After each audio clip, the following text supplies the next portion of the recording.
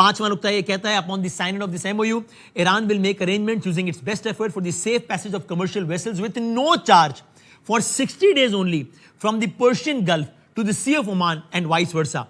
The traffic of commercial vessels will immediately start, and considering the need for removing the technical and military obstacles and demining by the demining by the Islamic Republic of Iran will be instated within 30 days.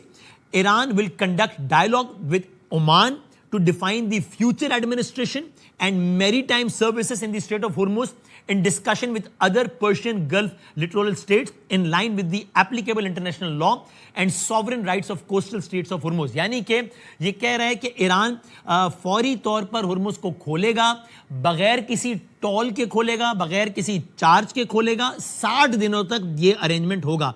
उसके बाद Iran, Oman और दीगर ममालिक को भी एतमाद मिलेगा। आप जानते हैं हुर्मुज जो है वो ईरान और ओमान की ही टेरिटरी से गुजरता है, तो ओमान ईरान के बाद सबसे ज़्यादा मुताल्लिका मुल्क है। और इराक़ी साहब पहले भी कह चुके थे कि जंग के बाद हम और ओमान तय करेंगे क्या करना है। तो ईरान और ओमान इसमें बैठेंगे और फिर इस हवाले से आगे का क्या करना है हुर्मुज के हवाले से वो भी चीज़ें तय होंगी। लेकिन इस मुआहदे के ये एमओयू जब साइन होगा तो ईरान पूरी की पूरी कोशिश करके इस बात को यकीनी बनाएगा कि हुर्मुज से जितने भी कमर्शियल वेसल्स हैं वो बगैर किसी टोल के उनकी आमद और रफ्त शुरू हो जाए, और उसके बाद इस हवाले से मजीद बातचीत होगी।